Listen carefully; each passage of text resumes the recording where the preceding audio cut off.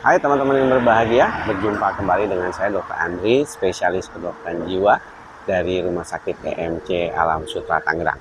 Saat ini saya masih berada di Zurich, di Switzerland, dan di belakang saya ini adalah ikon dari Old Town di Zurich. Jadi ini adalah suatu tempat di daerah kota tua di Zurich, di mana terdapat gereja dengan dua menaranya. Teman-teman, saat ini saya masih berada di sini untuk bersiap pulang ke Indonesia.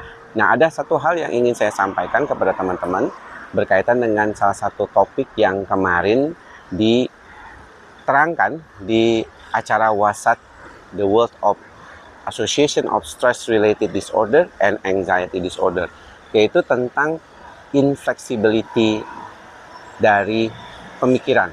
Jadi inflexibility thinking. Nah, kita sering mengatakan kepada diri kita bahwa kita harus punya kemampuan untuk beradaptasi. Saya di dalam berbagai macam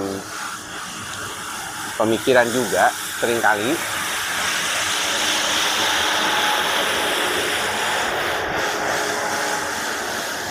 tadi kebetulan ada mesin mobil untuk pembersih jalan, dan saat ini kalau kita berbicara tentang inflexibility thinking yang sering kita sebut kesulitan untuk punya pikiran yang fleksibel, ini memang menjadi salah satu masalah di dalam proses penyembuhan masalah gangguan kejiwaan. Khususnya ada beberapa gangguan kejiwaan yang telah disebutkan kemarin.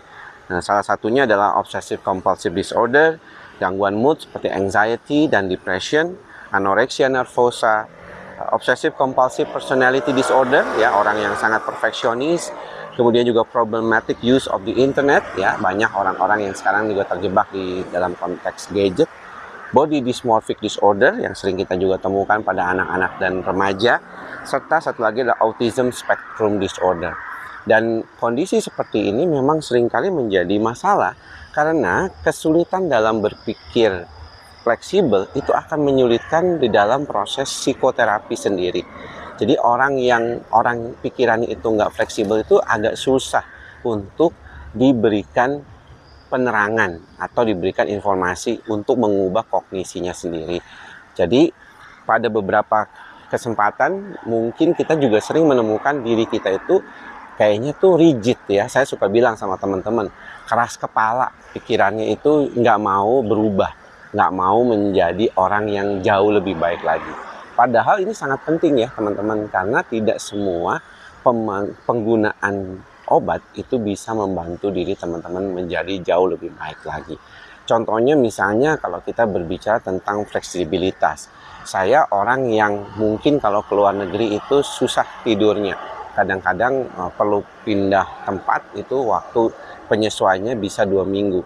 Tapi buat saya nggak ada masalah, karena kalau misalnya memang demikian, maka yang paling penting adalah bagaimana saya tetap bisa mampu mengatasi dengan baik kondisi itu, yaitu dengan memberikan coba, ya, misalnya tidurnya itu nggak apa-apa dari awal, misalnya jam 8 sampai jam 1 atau jam 2 malam.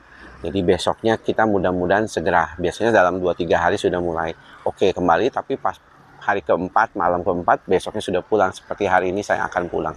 Tapi kita tidak boleh terlalu keras kepala ataupun rigid atau infleksibel terhadap kondisi tersebut. Kalau memang dirasakan kondisi tersebut memang harus dijalani, kita nggak boleh marah-marah. Kita nggak boleh, pokoknya harus tidur jam 8. Harus bangun jam segini. Harus tidurnya jumlahnya jam segini kalau saya lagi pergi. Pokoknya enggak, kalau enggak nanti saya nggak bisa jalan-jalan, saya lemes dan segala macamnya. Kalau kita melihat problem seperti itu mungkin bisa saja terjadi, tetapi tidak sepertinya kalau kita bisa bantu. Mungkin juga teman-teman ada sebagian yang akan membantunya dengan obat atau juga dengan pola yang diatur. Jadi kayak tadi saya selalu kalau di Eropa kebangun di jam 3 itu udah biasa ya buat saya. Namun nanti pas pulang ke Jakarta, misalnya saya akan berangkat sore nanti jam 4 kurang dari sini, dari waktu Zurich, dan transit di Dubai selama 5 jam dan akan balik ke Indonesia pada pukul 15.30. Dan ini yang membantu saya untuk menjadi jauh lebih stabil tentunya buat kedepannya. supaya bisa terus-terusan membaik. Nah, teman-teman mungkin ada beberapa di antara teman-teman yang kesulitan di dalam keadaan ini supaya ada lagi tempat yang bus yang lagi mau. Nah, itu saya coba dulu. Ya, mereka. Nah, biasanya ini ada pembersih. Nah, biasanya ada pembersih. Di sini tukang sapu nggak ada, jadi teman-teman. Biasanya mereka pakai pembersih jalan ya, kayak seperti itu. Tadi saya kira mereka akan ke sini. Nah, jadi pesan saya buat teman-teman adalah kalau misalnya teman-teman memang mempunyai masalah dalam infleksibilitas thinking itu, maka teman-teman harus mulai menyadari, harus mulai berlatih bagaimana bisa menerima perbedaan. Ya, makanya kita sering kali kan di dalam berbagai kali kita saat ini berorganisasi juga ya, ataupun di dalam kehidupan sehari-hari, di dalam rumah tangga, kita bisa menerima perbedaan. Ya, nggak boleh rigid, nggak boleh kaku, nggak boleh keras kepala. Kalau ada orang yang mungkin merasa jauh dirinya lebih bisa ngebantu baik, tentunya tidak masalah juga. Nah, jadi itu yang mungkin perlu disampaikan. Karena ternyata kalau dari hasil kemarin, ternyata masalah ini itu bisa berlanjut kemana-mana. Contohnya, efek dari bullying itu sendiri, itu bisa dikaitkan karena awalnya itu karena adanya inflexibility thinking. Ya, jadi ada beberapa anak ya di dalam sekolah itu yang kesulitan untuk bisa menerima perbedaan atau menerima sesuatu yang berbeda. Sehingga dia jadinya sering mengalami kesulitan untuk bisa menerima keadaan tersebut.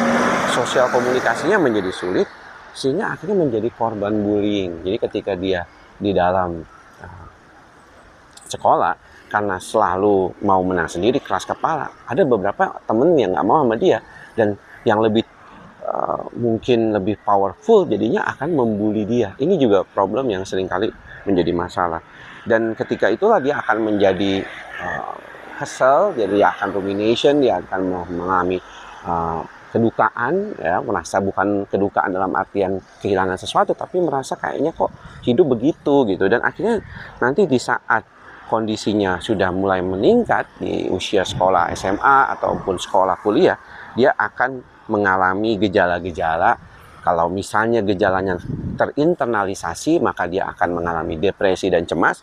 Kalau dia larinya ke depan, externalizing, dia akan jadi orang yang agresif dan eksplosif. Jadi ini yang mungkin perlu diperhatikan sama teman-teman semua, bukan saja dari anak-anak ya, tetapi sebenarnya orang dewasa juga yang sering mengalami problem seperti ini. Semoga apa yang bisa saya sampaikan kali ini bisa bermanfaat ya buat teman-teman semua, dan jangan lupa untuk tetap belajar ikhlas, sabar, dan sadar. Ini adalah salah satu cara bagaimana kita bisa mengubah pikiran-pikiran kita yang rigid tersebut.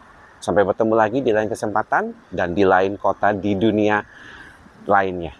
Tentunya di belahan dunia lain yang bukan dunia lain tentunya. Thank you semua teman-teman. Mudah-mudahan bermanfaat apa yang saya sampaikan. Salam dari Zurich Old Town di Switzerland. Bye-bye.